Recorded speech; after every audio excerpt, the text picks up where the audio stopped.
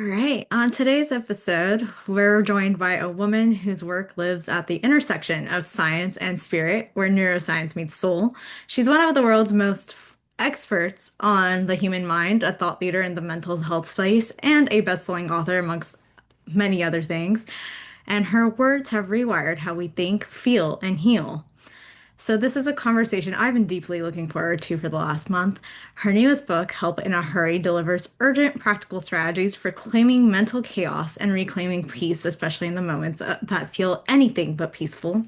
She's a messenger of both wisdom and science, and today we meet her not as a thought leader, but actually as a guide. So, Dr. Caroline Leaf, I am so honored to have you here, and thank you so much to be on the show. Oh, thank you, Anita. It's lovely to see you well, I've met you in person. It's lovely to see you on your show. So thanks for having me on. Thank you. Okay, so before we dive into the work, I want to kind of start off with a more humane question, which is, what is bringing you joy at this moment?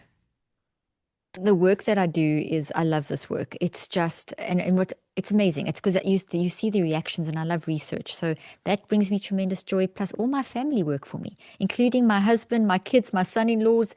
So our core team, we have obviously other team members are our family, and that is such a joy to have my family working with me. Amazing. I love that. It's basically integrating your life with your business.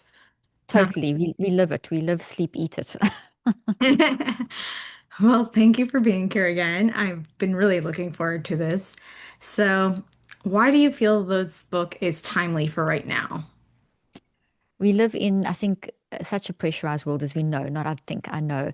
Um, this book came from research, a clinical and clinical research, clinical application. We also did surveys with all of our followers, and we got very interesting results back. And the surveys showed us that there are top areas that people are really battling with, pretty universally across the globe, because we did a survey that basically covered people across the globe. We have followers across the globe, and what we found was that people are really battling with things like regret and intrusive thoughts and technology and anger and burnout and all these things that we talk about constantly. And it really is, so it wasn't news to us, but what I felt was missing was helping people to manage the moment that they are triggered in these situations. So this book, that's why it's called Help in a Hurry. It's not a quick fix. It almost sounds like a conundrum. It's not, because nothing mentally can be fixed quickly. Pretty much there's no hack to biohack to hacking your brain and mind properly. And on that note, we need to talk at some point about the fact that the mind and the brain aren't the same thing. When I work with patients, and I've practiced for 25 years, I've been in the field 40 years, and in the ensuing years that we've reached millions across the globe, one of the most consistent questions I get, and this is why I'm actually surprised I didn't write this book earlier, was what do I do in the moment? Those first few, like the first minute, literally, that I'm triggered by someone who's made me angry in a meeting, or someone who does something that really throws me off, and you may be just about to get on stage, or someone, or get behind the microphone and interview someone, or you're in a creative moment and you get this text that throws you off, and you feel anger, or you just find yourself at the end of the day totally and utterly, or the beginning of the day, totally and utterly burnt out, and or just being thrown by the uncertainty of life and all the messaging of the biomedical model will tell you that those emotions that you feel are symptoms of a disease, and that's not accurate science. It's very confusing for people, and it has been sending the wrong message for 50 years. So people immediately in that moment become, I'm talking in general, tend to become reactive instead of responsive. So send the angry email or get incredibly worked up and land up either self-criticizing or people-pleasing, or sending the text that they regret and creating a whole relationship downward, sort of spiral kind of thing, whatever. We as humans are designed for the pause, the gap, the red and the orange before the traffic light goes red. And there's a lot of speak about this all over social media, all over the media. We've got to create the gap, we've got to create the pause. And generally, people are advised to, meditate or breathe. And not that there's anything wrong with those, but they aren't going to address the 60 seconds in a long-term way. So what we need to do is we need to recognize, what do I do in the moment, in this first 60 to 63 seconds? Why is that important?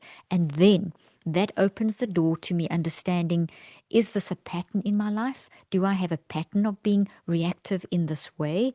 Either regret, people pleasing, getting angry, feeling burnt out, seeing the world in a black and white way, whatever. There were top 15 areas that people really said were top universal areas that were problematic. And then if that is a pattern, if it's a pattern, it's a habit. If it's a habit, you need to change it because habits are what drive us.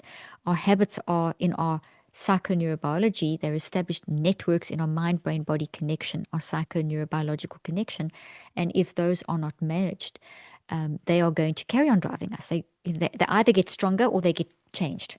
And so we've got to make decisions. What is driving me to have this pattern and this habit in my life, and then rewire that? And that process takes 63 days minimum.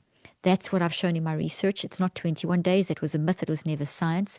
A lot will happen in 21 days, but it takes a full three sets of 21 days, at least 63 days. So somewhere between 59 and 63 days for a pattern that we have or a habit that we have that's driving us to function in a certain way, like always getting angry or whatever, always getting messed up in relationships because we keep getting triggered by our past or something like that because your past keeps haunting you. It's going to take a full 63 days, if not multiple cycles, depending on the level of trauma that has happened or the type of habit that you've developed, but to rewire that. But you can't find the habits if you live your life from moment to moment, constantly reacting. And Anita, you and I both know, just look at the politics, just look at the lifestyle, just look at the stimulation of social media, our access to technology, sorry, what technologies allowed us to have access to. I mean, all of that is just incredibly brilliant. AI, I just did a podcast recently on the dangers of AI and the beauty of AI. But all of this requires management. I have to manage the 63 seconds so that I can influence what goes into my mind brain body network in the next ensuing 63 seconds. And if I can control that next minute, I can control the next hour. I can then have my mind open, access my spiritual level where wisdom resides, and work on the patterns of my life, and therefore change how things play out into my future. And that's what I teach that's the nutshell of what I teach in all what I've researched, what I still research, what I still publish on, what I still write books on, do my podcast on. I don't practice anymore, but I do some coaching. And then all this stuff. But that's in essence helping people manage the 63 seconds, manage the 63 days. So it's mind management, which is essentially helping people self regulate. That is amazing. I just have to say, every time I hear you speak, my mind is just like blown. And it's I hope in a good way. it is. It's just you've put so much knowledge and research into what you do, and the way you speak brings such a topic that could be considered hard to understand in such simple terms. But still, I think the part that blows my mind is how simple you're making it, but also how we really don't have access to these tools if we don't go looking for them. Totally. Totally. Well, thank you for saying that. And you're quite right. We all, as humans, it's very natural for us to self regulate. Self regulation is our natural modus operandi: kindness, gentleness, self compassion. All that's who we are as humans. But we have free will. And we have the veto power, which is linked to free will or free won't, as one scientist, Benjamin Lee Bay, talks about.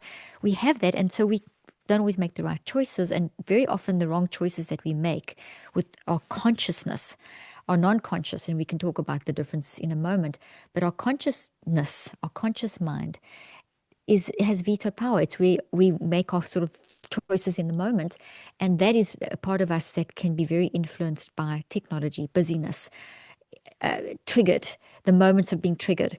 So I saw with my therapy practice and I saw with just life in general and the work I do is we needed this help in a hurry techniques to get ourselves in the space. I mean, I need them. I know because there's so much happening in all of our lives.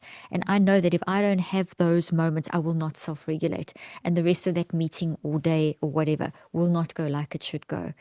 And then people often land up and it's getting into these cycles of, gosh, there's something wrong with me because I'm now always depressed. But you'll feel depressed because depression is not a disease. It's an emotional warning signal that there's something going on.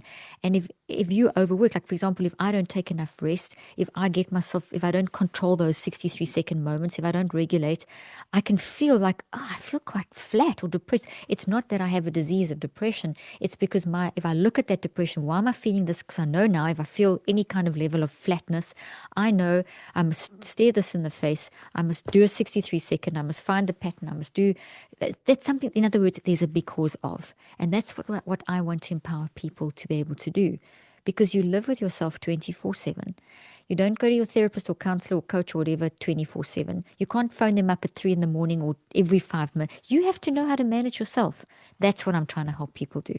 Absolutely. And I agree with that. I think the mental health space, actually, up until the CLS experience, the concept of how you speak about depression was the first I've ever heard of it because it's Wow. always ridiculed as it's a disease. It's kind of systematically. And then I know that there's patterns that can be something that's passed on generationally. So for you to just be like, well, it's more of an external circumstance triggering you to look at what's going on was the first time I was like, that actually makes sense. I'm so glad that you said what you just said, Anita, because that's a huge understanding that you've gained that will help a lot of people. And you explained it so simplistically and beautifully there. But it is so true because depression, what has happened with the biomedical model is it's based on how if physical ailments in our brain and our body. So the biomedical model is phenomenal for if there's something wrong with your heart or your brain or your pancreas, like if you have diabetes or something. It's a beautiful model where there are tests that are advancing all the time. There's ways of seeing blood tests, scans, whatever, different ways to identify what the problem is. And from there, they can then say, well, they can make a diagnosis, which implies that there's something neurobiological underlying. Like, for example, in diabetes, there's certain symptoms. They can test for those symptoms and they can point to the insulin. They can then direct medication for that can help. It points to, sorry, to the pancreas, and they can then target the pancreas with insulin. Very kind of clean cut, and not all of medicine's as clean cut, but that's the basic philosophy operating. It works. It's good. It's improving. But when it comes to mental health, that's our mind. And it doesn't follow the same rules. Your mind is 99% of who you are, and your brain and body are only 1% of who you are. And that's a significant difference. And that is right back to the ancients. I mean, right back to Aristotle, back to Thomas Aquinas. Thomas Aquinas actually said the mind, which incorporates our spirit and our soul, is the dominant force. It uses the brain and the body. So, literally, the brain and the body are hosts to the mind. The mind is our dominant force. That is where we should be putting the majority of our mental energies in how am I managing my mind. So, me with my mind, manage my mind. And that's the 99% of who I am as a human. My brain and body are simply hosts to the brain and to the mind. The brain and body are hosts to the mind, and they simply therefore are how we can show up. We need a brain and our body to show up. So the mind needs the brain and body to activate the nervous system, and we then show up through our nervous system. So the mind kind of lives through the nervous system of the brain and the body, animating the brain and the body. So the fact that you're sitting here listening, viewing, watching, whatever, if there's listeners and viewers, and you and I having this conversation, it's our mind that's doing the work. Our brain and body are responding by copies being made by the mind and putting it in the brain, and the brain building networks and then building networks, the brain building networks in the brain and the body, and it's all connected. And there's this whole thing going on. There's wiring going on. And that wiring is not just in the brain. That wiring is first an energy component in the mind, like a grouping of energy. My words are a grouping of energy, your words are a grouping of energy that then gets duplicated and put into the brain, and that energy stimulates a reaction. And proteins are formed, and wiring starts building in the brain, like little tree like structures. And then same thing happens in the body. And this is all happening not while we're speaking at 400 billion actions per second. So there's a lot of stuff going on behind the scenes that is mind driven. You make 800,000 to a million cells every second. It's mind driven. So if we don't understand our mind and we just have a very materialistic, physicalist view that your brain and body are it, which is very much the focus of the biomedical model and the wellness industry and the biohacking industry. Now, I'm not saying anything is wrong with those industries. They all provide tools for us to function better as humans. But when they're out of proportion or used in the wrong way, so if you focus 100% of your energy on biohacking your body, you're not going to be paying attention to your mind. You can't just throw in a little bit of stress management as one of the pillars. Your brain is not the organ of your mind. The brain is not the mind. The brain is simply an organ that is used by the mind working with the brain and the body. I mean, there's a huge difference. And if we can shift into that difference, we get power, we get hope, we get the realization we're so much more. And we also, just to throw in a little bit of research, there's more research for this concept of this mind being separate from the brain and the mind driving the brain and the body, and therefore driving our life, messy mind, messy brain, messy body, messy life. There's more research for that that is scientific and what can I say, accurate scientific research showing that versus the concept that the brain is actually producing the mind as a mistake, which is what a lot of scientists will say. Oh, it's an epiphenomenon. It's just this thing that the brain, everything is happening in your mind.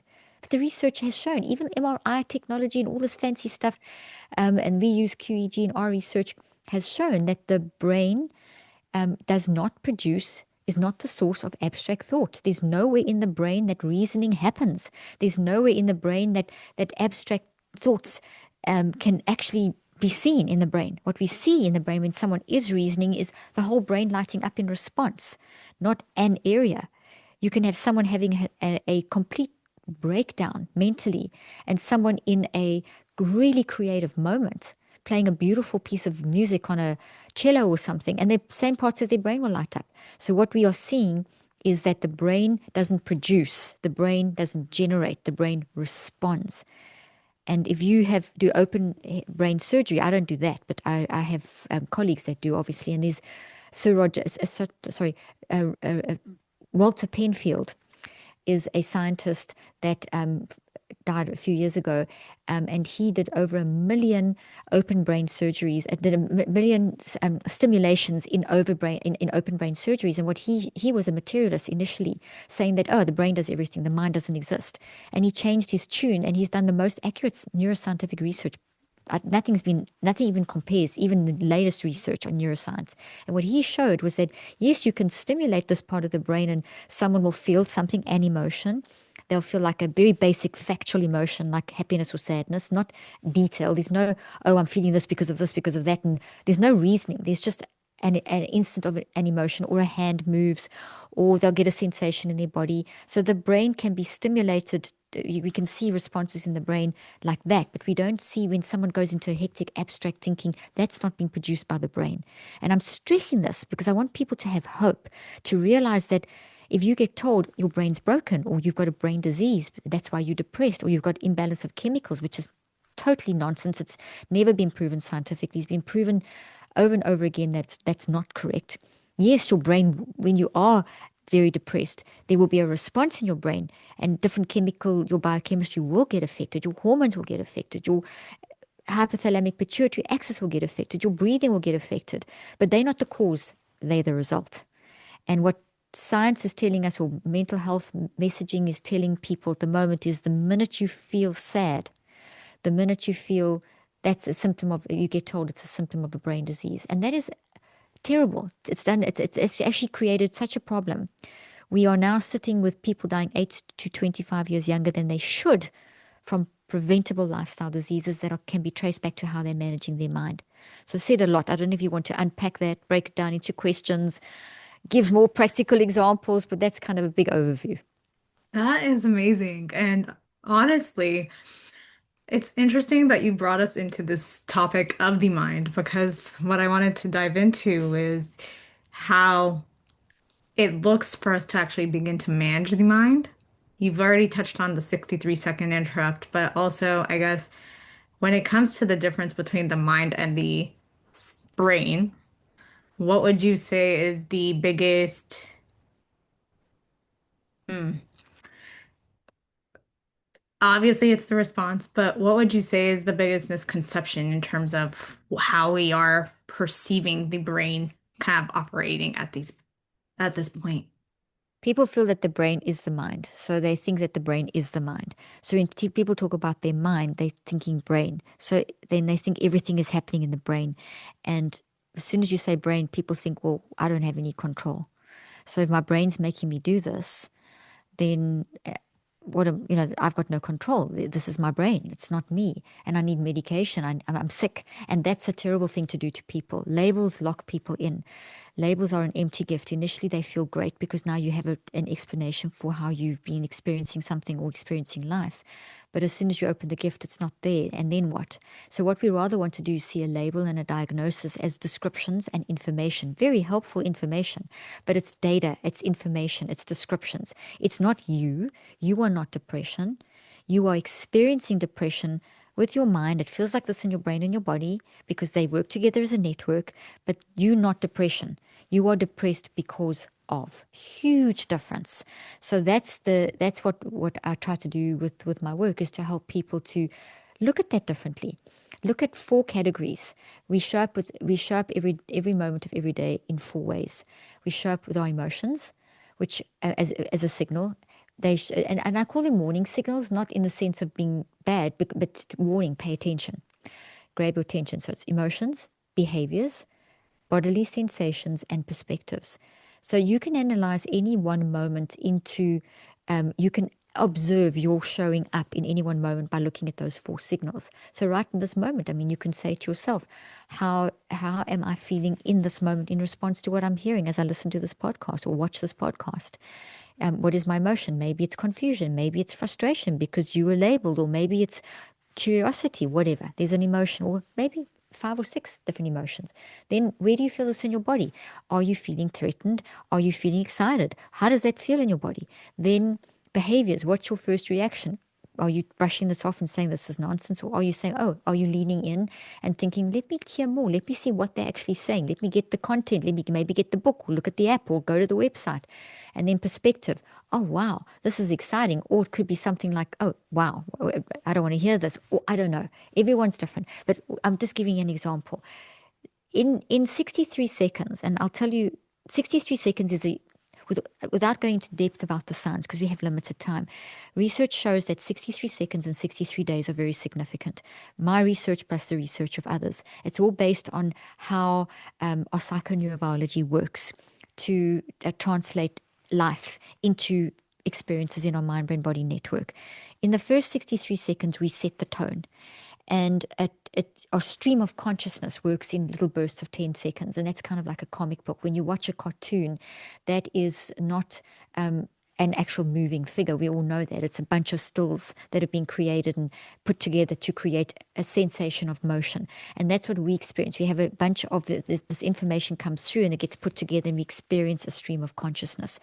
But before we experience that, so you hearing my words now, and your audience are hearing my words now, your non-conscious mind, your different levels of your mind have already processed all of this. So your conscious awareness of stuff is like the last stage in this whole way of processing information. So in other words, what I'm saying is there's a lot of stuff that's gone on behind the scenes in parts of your mind called the non-conscious, N-O-N, and the subconscious, not unconscious. Unconscious is a state that the brain goes into when you're asleep or under anesthesia or knocked out. So unconscious is not where your memories are stored. It's a brain state, sleep, etc. Non-conscious, that's where everything is stored. That is the biggest part of you, your wisdom, your intelligence, your spiritual level, the part of you that has your insight, creativity, imagination, wisdom, etc. Everything, solutions, problems, everything is there. Your subconscious is a filter between the non-conscious and the consciousness, your consciousness or your conscious mind. And that's kind of like, if you want the other terms, your conscious mind's like your soul. So consciousness, soul, same thing. Subconscious, filter between the two. Non-conscious, this biggest part of you, that's your spirit level, wisdom, etc. They're all operating. Your non-conscious operates 24/7. Your conscious mind goes to sleep when you're asleep. Subconscious follows the leading of the non-conscious, so it's working all the time. Okay. Well, subconscious actually follows the lead of the conscious mind a little bit more. It's a bit complicated, but essentially the three levels: consciousness, subconscious, and non-conscious. Non-conscious is operating all the time. Now, why do I say that? Everything is being absorbed around you all the time, and your non-conscious is taking it in and it filters and it sorts it out and it eliminates most of the stuff. We would explode physically and mentally if we had to process everything that's going on around us. So even though there's so much stimulation in the world today, if we didn't have our unconscious, we would all literally be dead. We couldn't handle it. So there is a lot of filtering that happens, but still, there is there's still, if we don't manage our minds, we will still get overstimulated. It's still less than what the unconscious can handle, but it's still more than what the conscious mind is comfortable handling. The conscious mind has a toddler portion to it, and when I say toddler portion to it, it's got a portion that is excited and up and down and learning and kind of messy. And you have to have that because that's how we get through the day. That's how we process and think, feel, and choose. And but if you leave a toddler alone, you're going to have chaos. You need a parent. So the conscious mind, the consciousness, the soul has these two parts. The toddler part that's learning in this messy, beautiful way, but to keep it organized, you need the parent. A parent guides the toddler.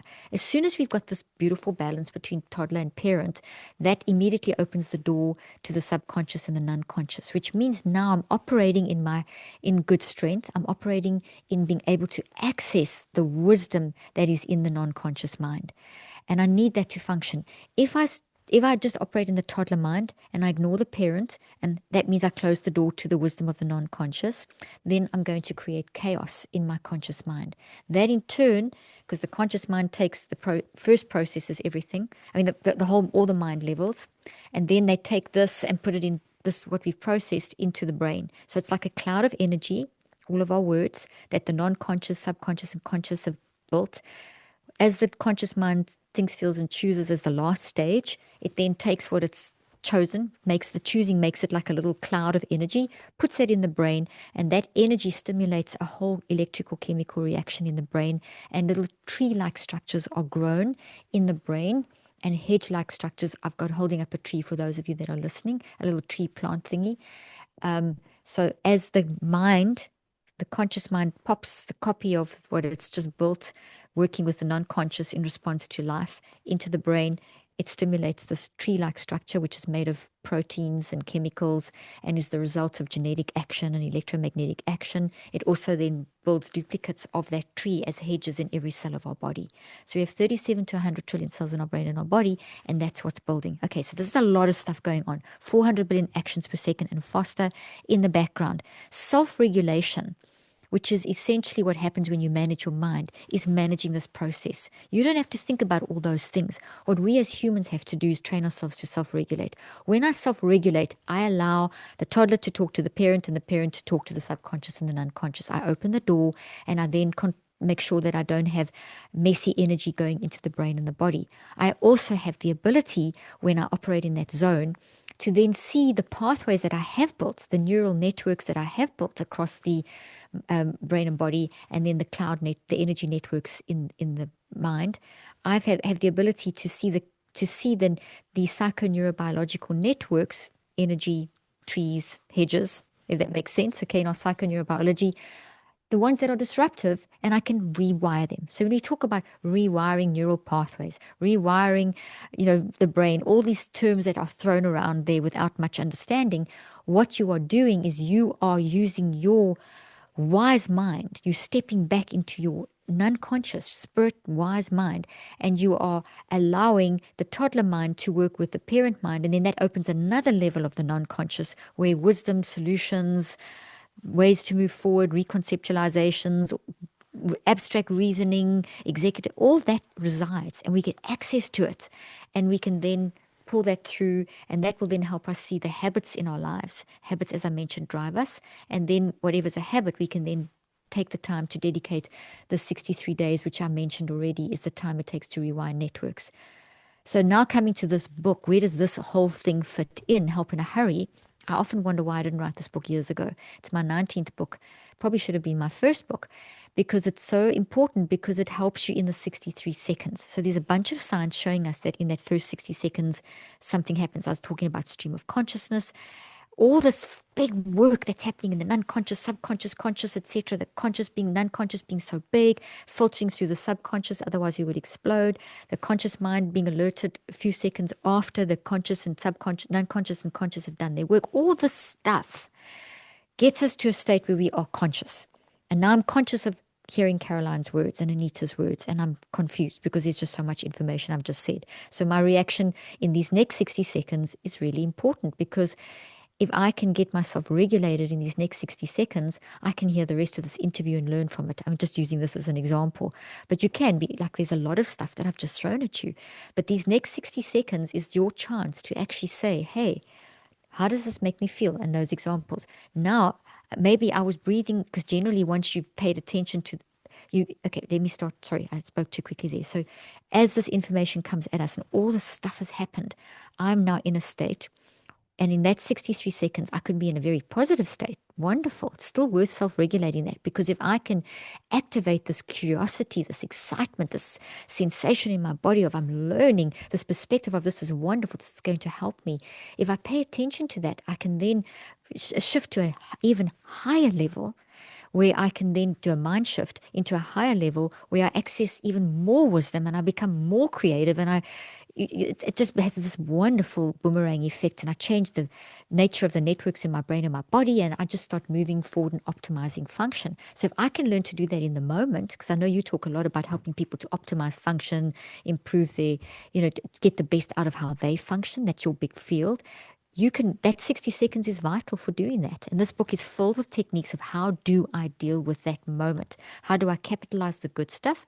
How do I then also control the bad stuff? Like, for example, a regret cycle, an intrusive thought that's making me feel stuck, an anger reaction where the anger's become uncontrollable, the people pleasing moment, the hypercritical moment, the moments of where it's just black and white. When nothing in life is black and white, it's all grayscale, where you find yourself saying, I'm always, I never, strong words like that. What do you do in those moments? So, what I did was a survey to find the top areas, as I mentioned at the beginning of the interview, and then I've done those as chapters in this book. And these are universal issues, these are scientifically researched. We did surveys with nearly over 1 million people, reaching out and finding out what the feedback was. And we got a lot of feedback showing us that there's these main areas that people battle with, and it is those kinds of ones that I've spoken about. And those in the book, what I do is I give you techniques for what to do in the 60 seconds when you catch yourself in one of those situations. So let's say, for example, you're in let me stop there. Do you want to ask me anything that explains? Now we could dive into some examples if you'd like. Or do you want Yeah, me to I was actually re-explain anything or whatever? I'm in your hands.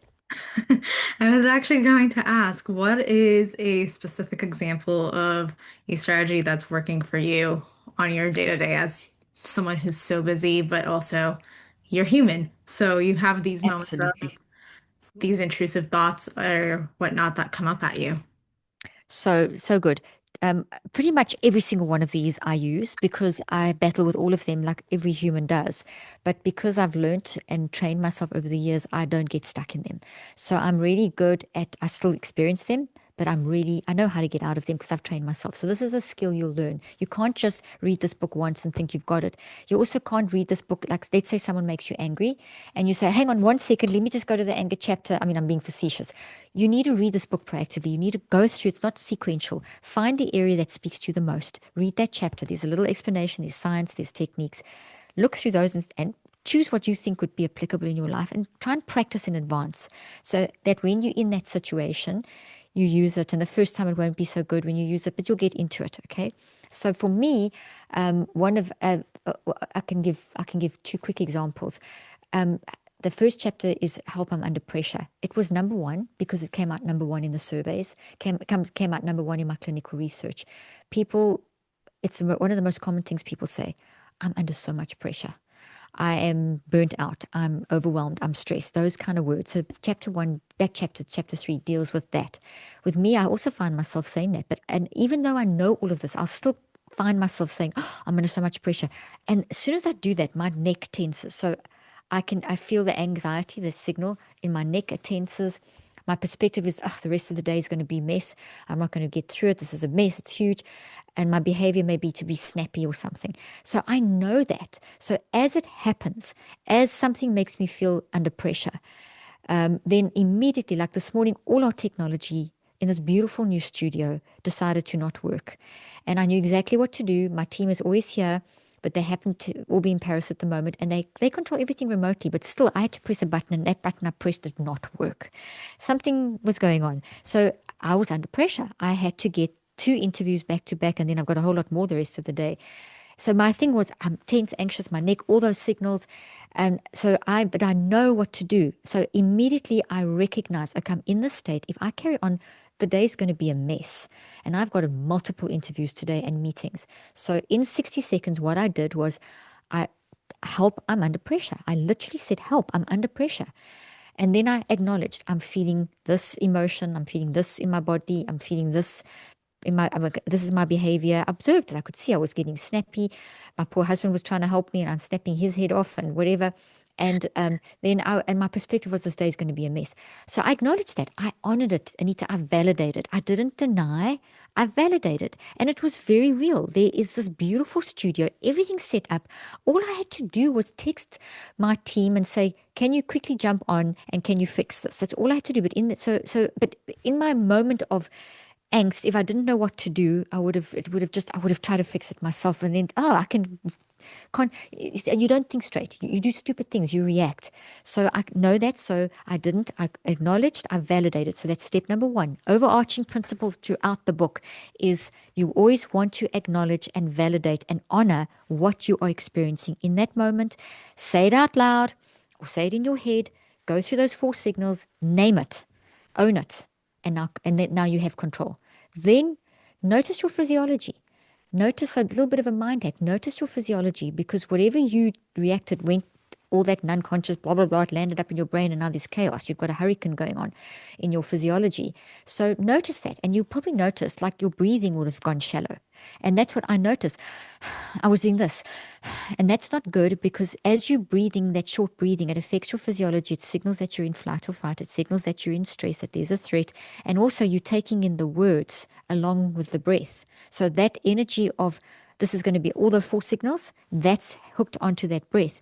So now I've created more chaos, more of a hurricane. So by noticing that, I stop it, and then I replace it with deep breathing. So I just do trigger breathing. You sip in, and then you take a deep breath until you can't take any more oxygen, and then you take another one. So you take an extra sip on top of when you really think you cannot get any more oxygen in, you take one more sip. You'll feel high. You'll immediately feel a whoosh. It changes your blood flow, your oxygen. Your prefrontal cortex doesn't do anything. It doesn't do executive functioning, but it's structured to respond when you do executive functioning. So when you're in a chaotic state, your prefrontal cortex won't have enough oxygen or blood. It will have beta waves, high beta waves, which means energy that looks like this, like the there's foam on the top of the waves on the beach that are very fast and busy. And that means that your mind is creating that state in your brain. Your brain just does what your mind tells it to do. So your mind, your conscious mind, is in that toddler non-executive state.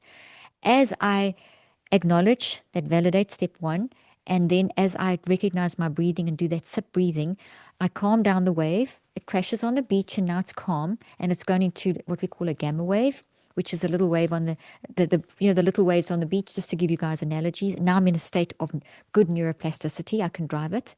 Okay, neuroplasticity is always happening, but bad neuroplasticity that will make you feel worse will happen when the waves too busy up there all the time. You want to have all of it. You want all the different types of waves. So I create that state by validating through the four signals, by noticing my breathing and changing my breathing.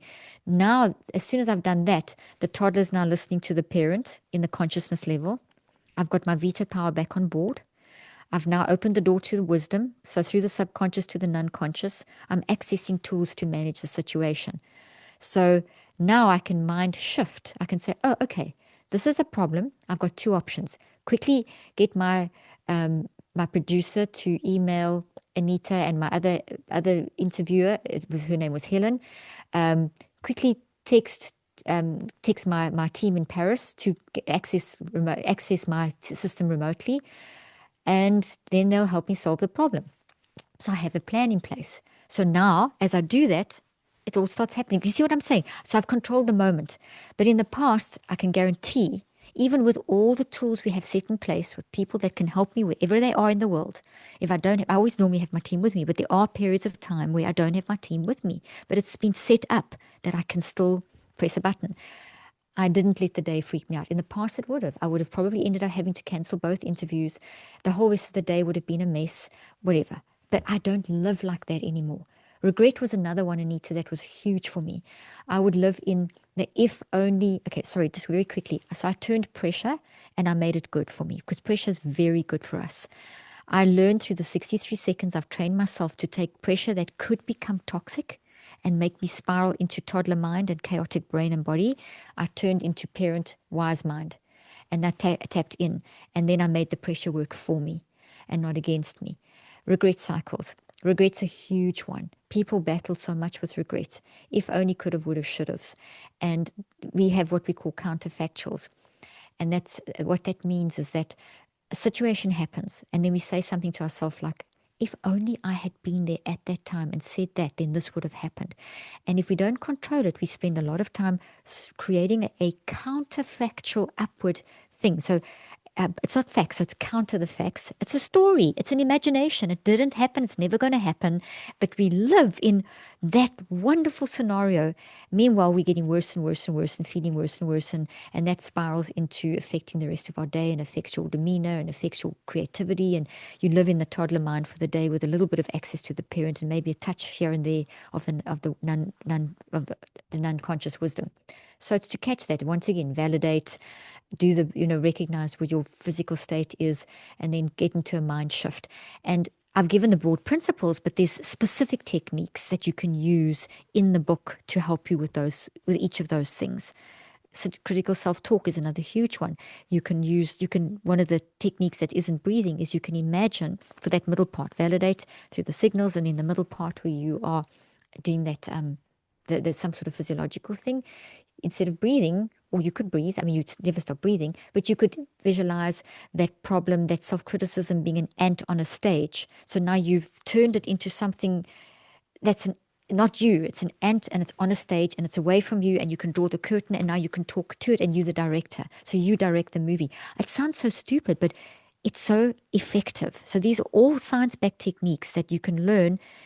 And the big key I want to stress is, and I've said it a few times now, when you do that, when you control the 63 seconds and you experience that, suddenly you can control the next and the next hour. When you've had a few days like that, then you can see the patterns and then you can see, okay, and now I need to spend the 63 days. And that's where the neurocycle comes in. And I have an app, the neurocycle app, which is available on iTunes, Google Play, and we've got a web version. I have other books, Cleaning Up the Mental Mess, that walks you through that process too. And that's a great tool. So this, along with those, or this book is the 63-second book, and the other one is the 63-day book, if that makes sense. And the two work together. And then the app obviously is me giving you therapy, taking you through this process. Amazing. I love that you touched on the physiology aspect of it as well, because for me, I do a lot of breath work, and when my clients come to me, I always say, you have to start with acknowledging it, because So so good. often we think that there's this kind of like, I need to fix it. But when I've found is if we just start the process of acknowledging that it's there, it almost starts to kind of work its own magic, so to speak. So I love that you brought in the breath and the physiology and And as all the science backing up what you're doing. You see, there's all the science backing up what you're doing. absolutely. This has been amazing. I am just honestly, you are remarkable. I'm so honored that you are Thank you. even on here.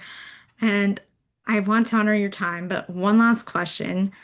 We've already touched on how our listeners can follow up with you, but for me, the biggest thing was how can some of these intrusive thoughts or our triggers, which I just did a podcast episode on triggers actually, be beneficial for the listener? They are information, they data. So it's always to recognize that how you show up in any one moment through those four signals is not you. It's basically it's basically you showing up in that way because of something. So it's not your personality, it's not you, Anita, or you, Caroline. It is You showing up in that moment and there's a reason. And so you're finding you're looking for the reason why. And you can't change it. I mean, once you get, sorry, let me say that again. You can't change what's happened to you. You can't change your stories, but you can change what they look like inside of you. And so therefore how they play out into the future. That's very key. So does that answer your question? It does. Again, I just want to acknowledge you. The work that you do is absolutely needed, and so much of why I actually found myself in the position I am of actually wanting to help the world in this way. So I'm just truly honored to have you on this and to be able to host and listen to your magic. I would love to have you on against them at some point when time allows. And I'm just very honored that you do what you do because this is the work that's actually needed on this planet right now. Oh, well, thank you so much for those really kind words. I really appreciated that, and I've really enjoyed our interview. So thank you so much. Right.